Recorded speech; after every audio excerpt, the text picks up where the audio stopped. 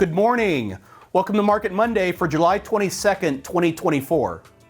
All right, that was certainly a close call a little over a week ago when President Trump escaped an assassination attempt. Well, I'm sure everyone has had plenty of time with their own politics, analysis, what have you. Here at Market Monday, our duty to you is to be apolitical, politically agnostic, and probably required for being great stewards of your hard-earned wealth. Case in point, remember quite early in the year we teed up the election year and how the political party of the president doesn't really matter? Don't remember? Not to worry. We'll be covering this topic ad nauseum in the months ahead. Have a look.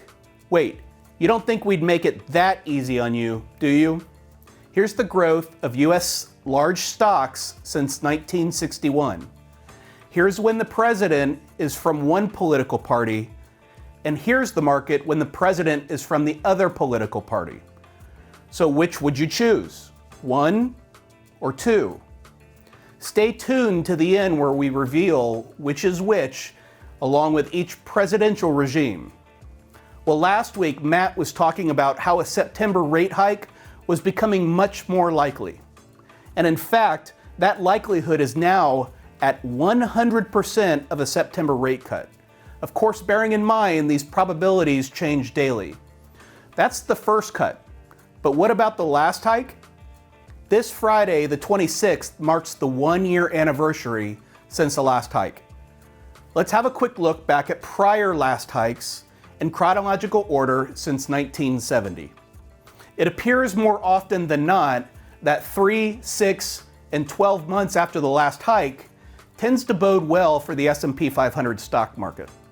But what about those other stock markets we've been talking about lately? Stocks other than the so-called Magnificent Seven. Here we're looking at different factors within stocks. So here's value, here's small cap stocks, and here are bonds here in yellow, before and after the first cut. So whereas in the prior slide, when the last hike was about a year ago, that would be over here if the first cut was today. We see that for a period, value stocks tend to outperform both before and after the first cut. This cycle has been a bit unique with the AI frenzy and growth stocks seemingly only going up. But actually in the past couple weeks, we've seen value stocks playing a little bit of a catch-up. Same with small stocks. It appears prior to the first cut, small stocks still lag large stocks. However, around 6 and 12 months after the first cut, small stocks historically have outperformed.